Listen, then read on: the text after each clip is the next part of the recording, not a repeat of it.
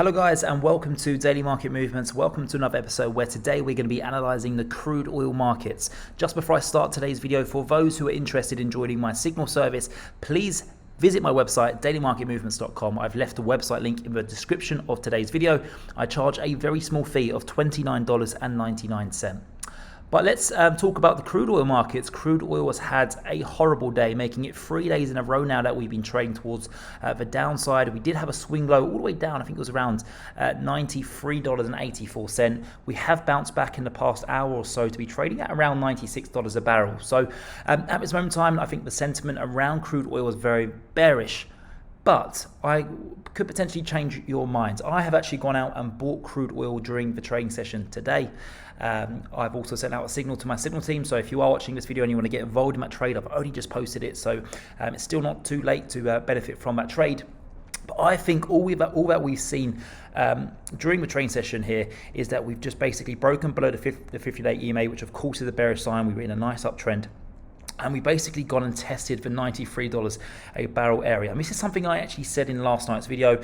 You can go back and watch that video where, when we did break and get a daily close below the 50-day EMA, I said if we do get that close around $98 a barrel, then perhaps we might see a move down towards 93 due to the fact that is the bottom of this fib retracement area. And look what's happened. We pretty much bang on hit it. You could also argue that there is a support here as well, because that's where the previous low was that we achieved on the 15th of March.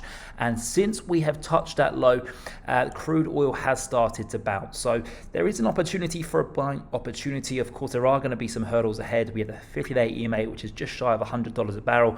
If we can break above that, then that really does open the door to higher prices. But until then, I feel like we're kind of stuck between the $100 a barrel area and 93. And ultimately, we will get a breakout, whether that be towards the upside or the downside. But that's what's going to help us dictate where the crude oil markets head next.